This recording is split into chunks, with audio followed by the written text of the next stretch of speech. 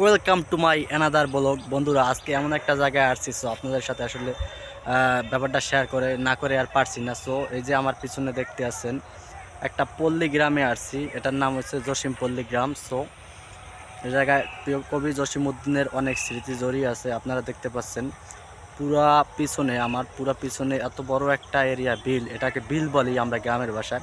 So মহিলারা এখানে শাক সবজি ফুল দেখতে পাচ্ছেন, অনেক ফুল ফাকড়ি, এইগুলা গ্রামের মহিলারা অত্যন্ত দূরের থেকে আসে তুলতেছে তাদের বাসার জন্য। সো অনেকে শাক তুলতেছে, অনেকে ফুল তুলতেছে। সো অনেক বাইরে আবার এই জায়গায় আসছে ব্লগ বানানোর জন্য। সো আসলে এটা খুবই একটা ভালো জায়গা ঘোরার জন্য, খুবই সুন্দর এবং চমৎকার জায়গা। আপনারা এসে দেখতে পারেন, খুবই গুরুত্বপূর্ণ একটা এরিয়া। আমার পিছনে দেখতে আছেন সম্পূর্ণ একটা মাঠ।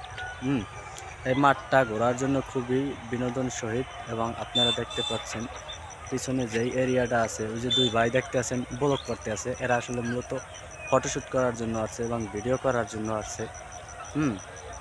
খুবই সুন্দর একটা জায়গা, আপনারা চাইলে এরা দেখতে পারেন। জায়গাটা হলো গিয়া সাভারের হেমায়তপুর দিয়ে মেট্রো রেলের কাজ চলতেছে আমার পিছনে, যে মেট্রো রেল স্টেশনের পাশে, ঠিক আছে, মেট্রো রেল স্টেশনের পাশে, এটাকে জসিমপল্লী বলে। সো আপনারা এসে দেখতে পারেন। জসিমপল্লীটা খুবই ফেমাস। এই জায়গায় বিভিন্ন দূরত্বের থেকে মানুষ ঘুরতে আসে। আপনারা বিশেষ করে লক্ষ্য করলে দেখতে পারবেন যে আমার পিছনে অনেক মানুষ, ওই যে রোডে দেখতে পাচ্ছেন, ওই যে দুইটা মহিলা তুলতেছে, দুইটা মহিলা না, এই জায়গায় অনেক শত শত মানুষ আসছে অনেক দূর দূরান্ত থেকে। তাদের সবার জন্য শুভকামনা। আসলে জায়গাটা আমি না আসলে খুব মিস করতাম, খুবই গুরুত্বপূর্ণ একটা জায়গা, এবং এসে খুবই ভালো লাগলো ভাই। আমি মূলত গ্রাম সাইডে আসি না, সো আজকে আসলাম, মনটা ভরে গেল ভাই। এত দূরের তে আইসা হচ্ছেন পুরাই পয়সা উসুল, একটা কথা আছে না, খুবই গুরুত্বপূর্ণ একটা জায়গা, এসে ভালো লাগলো।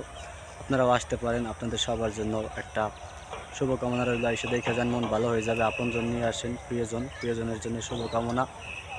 সো এরকম ভিডিও পেতে চাইলে অবশ্যই আরও আমাকে কমেন্ট করে জানাইবেন, আমি আপনাদের জন্য অনেক সুন্দর সুন্দর ভিডিও আনবো। ততক্ষণ সবাই ভালো থাকবেন, ধন্যবাদ।